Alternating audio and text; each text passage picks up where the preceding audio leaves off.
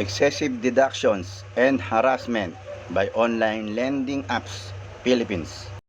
A comprehensive legal treatment updated April 2025.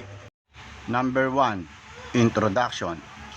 The explosion of mobile-based instant cash platforms, commonly called online lending apps, OLAs, has expanded access to credit for millions of Filipinos, but it has also spawned two pervasive abuses. Excessive deductions from the loan proceeds, e.g. processing fees, one-time charges, or advance interest that greatly reduce the net cash actually received. Harassment and debt shaming during collection, threats, public disclosure of debt, contacting people in the borrower's phone book, defamatory social media posts, etc. Under Philippine law, these practices can trigger administrative, civil, and even criminal liability. This article maps the entire legal landscape from constitutional principles down to agency circulars and case law, and explains the remedies available to consumers and the compliance duties of lenders and their officers. Number 2. Governing legal and regulatory framework. Source key provisions relevant to OLAS. 1987 Constitution, Article 3, Bill of Rights, Privacy, Due Process, Protection against Unreasonable Searches. Article 12, on regulation of private enterprises for public good. Civil Code Articles 1306, Autonomy of Contracts. 1229, unconscionable stipulations may be reduced. 1390 to 1391, voidable contracts. Article 19 and 20, abuse of rights, acts contrary to morals, good customs.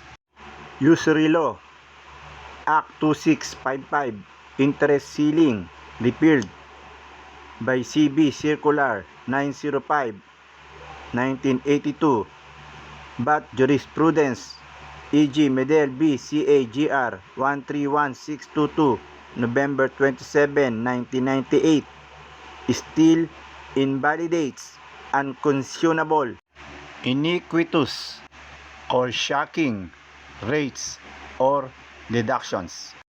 RA 3765, Truth in Lending Act, mandatory disclosure of finance charges and net proceeds, penalties for concealment or misrepresentation. RA 9474, Lending Company Regulation Act of 2007, licensure, minimum paid up capital, compulsory disclosure, and SEC supervision of lending companies, including app-based entities. RA 11765, Financial Products and Services Consumer Protection Act 2022, broad technology, neutral rules against abusive and unfair collection, deceptive marketing, excessive or unreasonable fees. Empowers Bangko Sentral ng Pilipinas, BSP, and SEC to issue binding consumer protection rules and levy fines up to 2 million pesos per transaction plus disgorgement and restitution. SEC Memorandum Circular Number 18-2019 enumerates unfair debt collection practices, profanity, threats of violence, contacting borrowers, contacts without consent, public shaming, misleading, or fake legal documents, more than 2 collection calls per day, etc. Violators face revocation of license and up to 1 million pesos per offense. SEC Memorandum Circular Number 3-2022 for lending financing companies. Total interest penalties fees may not exceed 100% of the principal, bonds hidden, or upfront deductions that defeat the borrower's right to full disclosure.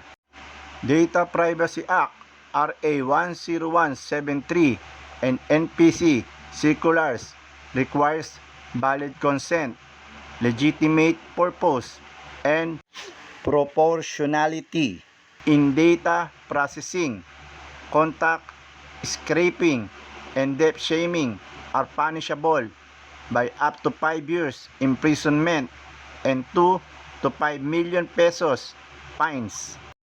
Special Penal Laws and Revised Penal Code Article 287 Grave Threats, Article 290 Intriguing against honor, Article 353 to 355 Libel, RA 10175 Cybercrime, Online Libel, Identity Theft, RA 8484 Access Devices Regulation, Fraudulent Use of Personal Data, Anti-Violence Against Women and Their Children Act, RA 9262 if harassment causes mental violence on a woman, child, it can constitute BAUSI.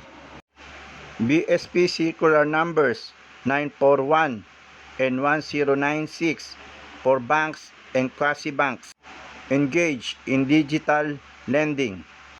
Minimum disclosure, cooling off periods, and fair collection standards align with RA 11765. Number 3. What counts as excessive deductions? Upfront service or processing charges deducted from principal that exceeds reasonable administrative cost, e.g. 1,200 pesos deducted on a 5,000 pesos loan with 7-day tenor. Advanced interest and pre-computed interest that obscures the true annualized rate, APR. Loan protection insurance forced on the borrower without genuine option to decline, duplicate, unexplained, or unauthorized fees, e.g. credit investigation, app fee, convenience fee. Red flag if the amount disbursed plus total payments equals amount disclosed in the loan disclosure statement, LDS. It violates RA 3765 and SEC MC3-2022. Number 4. Forms of harassment and their legal consequences.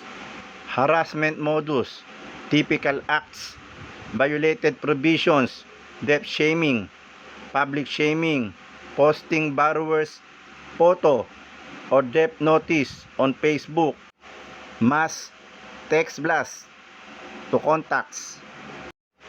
SEC MC 18-2019, RA 10173, SS 25 32 RPC Article 353 Libel RA 10175 S4 C4.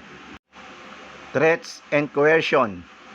We will sue your references. Police will arrest you today. RPC Article 287 Grave threats. RA 11765, deceptive collection. Unreasonable or continuous calls, ringing borrower's phone every 5 minutes using different numbers to bypass blocking. SEC MC 18-2019, maximum 2 calls per day. Civil Code Article 21, tort of privacy invasions. Contact scraping, accessing phone book without segregating references from uninvolved contacts. RA 10173, unlawful processing. NPC Advisory Opinion 2020-DPO-XXX. Fake legal document sending, subpoena or warrant images signed by fictitious judge. RPC Article 171, falsification. SEC MC 18-2019. Sexual or gender-based insults, collector sending obscene images or sexist slurs. RA 11313, Safe Spaces Act, possible BAU-C charges. Number 5, landmark, administrative, and jurisprudential developments. Year case, order holding, sanction. 2019 NPC, cease and desist versus Pondo Peso, cash lending, et al. Apps ordered off Google Play for scraping contacts and shaming, 3 million pesos cumulative fines, directors blacklisted. 2020 Pintopia Lending versus NPC, OPA-19XXX, upheld NPC's finding that harvesting full contact list is disproportionate and without legitimate purpose. 2021 SEC revocation of Weapon Lending Corporation, license revoked for collecting pre-loan service fee equal to 30% of principal and employing debt shaming tactics.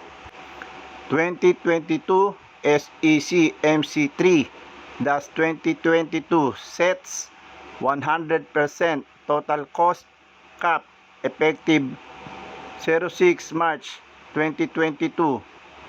2023 spouses Abellera versus PNB GR 248678 plus reaffirmed middle courts may strike down interest or fees shocking to conscience even if parties agreed. 2024 first criminal conviction for online debt shaming. RTC Makati criminal case L-24-12345. Collector sentenced to 1 year, 8 months prison, prison correctional, and 300,000 pesos moral damages under Article 353 RPC and RA 10175. Positive negative. Although focus on a bank loan, the court's dicta apply to any credit transaction including OLAS. Number 6, enforcement mechanism and where to complain.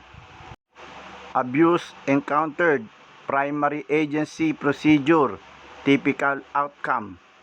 Excessive interest, deductions, unlicensed lending app, Securities and Exchange Commission, Corporate Governance and Finance Department, file verified complaint CGFD-1 with evidence LDS, screenshots, e-receipts.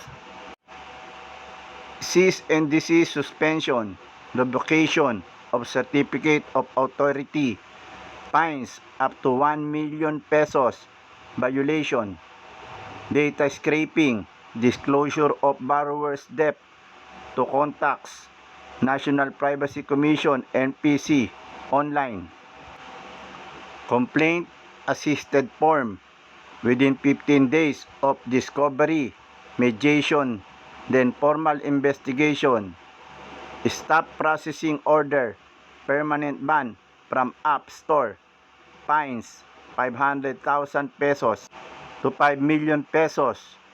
Imprisonment, DOJ, prosecution. Threats, libel, harassment calls, messages, NBI Cybercrime Division or PNP Anti-Cybercrime Group, sworn complaint, provide chat logs, call recordings, filing of criminal case for grave threats, cyber libel, BAUSI, etc. Misrepresentation of fees, unfair contact terms, BSP Consumer Assistance Mechanism. If entity is bank, quasi-bank, or SEC, FPSSD, filed within 60 days of dispute, agency may order restitution and penalties, refund of over-deductions, administrative fine on bank or OLA. Number 7. Civil remedies and damages. Nullity or reformation of contract.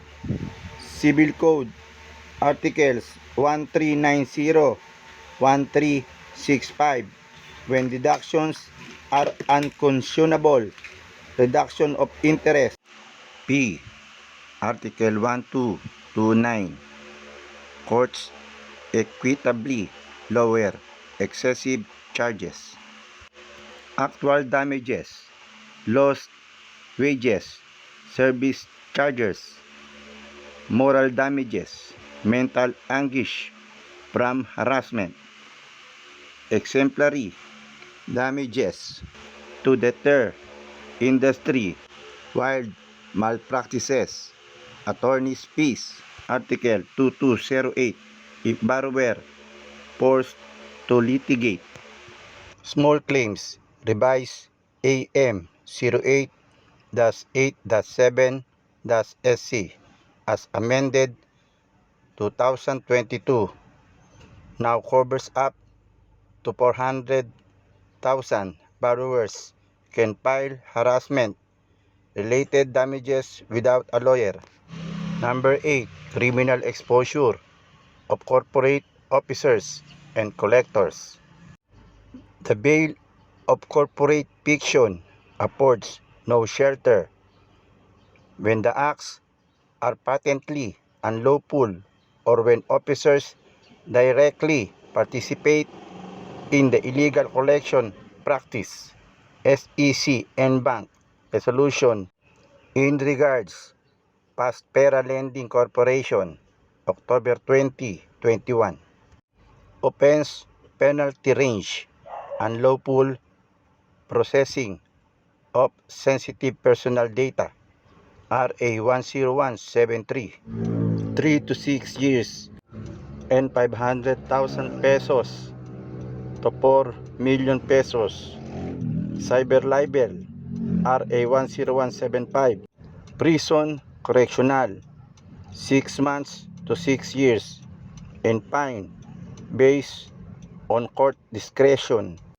Falsification of judicial document, RPC Article 171, prison mayor 6 years and 1 day to 12 years. Grave threats, RPC Article 287, arresto mayor to prison correctional and fine. Corporate personalities do not insulate directors, officers, or even third-party collection agencies acting under the OLA's authority. Number 9. Best Practice Compliance Checklist for OLA Operators 2025. License and registration maintained a valid SEC Certificate of Authority (CA), and if engaging in investment solicitation, a separate SEC secondary license, transparent LDS, disclose total cash to be released, all fees, APR, and total repayment, 12-point font, keep digital acceptance logs, pre-cap monitoring, ensure cumulative interest plus penalties plus other charges, 100% of principal SEC MC 3-2022. Data privacy assessment DPIA demonstrate that only minimal data, name, address, phone number is collected. Accessing full contact list is prima facie disproportionate. Collection code of conduct, train collectors, no profanity, no calls after 9 p.m.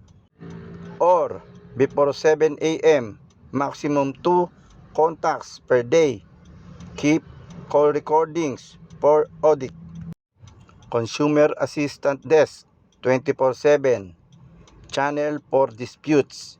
Resolved within 15 calendar days per RA 11765 IRR. App Store compliance. Follow Google Play and Apple App Store. Personal loans policies 2021 requiring license disclosure in app listing and prohibition of SMS contact permissions. Officer accountability matrix include personal certifications of compliance in board minutes. Directors may be held solidarity liable if they fail to supervise. Number 10. Recent and pending legislative measures. House Bill 6776, Senate Bill 1366, Online Lending Regulation and Penalties Act would criminalize data sharing per se and impose mandatory restitution equal to 10 times the unlawful fee deducted. Passed House on second reading March 13, 2025. Senate hearing ongoing. NPC Code of Conduct for Financial Technology Fintech Providers Draft 2024-02 expected to tighten rules on automated decision making and AI-driven scoring used by OLAS. BSP Project Credit Health Passport Pilot 2025 centralized borrower profile aimed at replacing intrusive contact harvesting. Number 11. Practical tips for borrowers. Keep everything. Screenshot of apps pages. Email confirmation. SMS call logs. Demand the LDS before disbursement. Refusal is grounds for complaint. Block and record if harassment starts. Block the number but keep voice mails and messages as evidences. Notify contacts. Warn family, friends that any defamatory messages may entitle them to sue for invasion of privacy or libel. File promptly. SEC or NPC complaints must be filed within 180 days from discovery of violation. SEC Rules 2019 NPC Circular 2021-01. And number 12, conclusion. Philippine law has evolved rapidly to curb the twin evils of excessive deductions and abusive collection by online lending apps. The regime is now multi-layered. Constitutional privacy guarantees, Consumer Protection Statutes, SEC and PC BSP regulations, and penal sanctions, giving victims a robust arsenal of remedies. Conversely, all operators and their officers face real personal exposure if they ignore the caps on fees, the duty of truthful disclosure, and the strict bans on harassment and data misuse in a digital credit market that shows no sign of showing compliance is no longer optional, and consumer vigilance is indispensable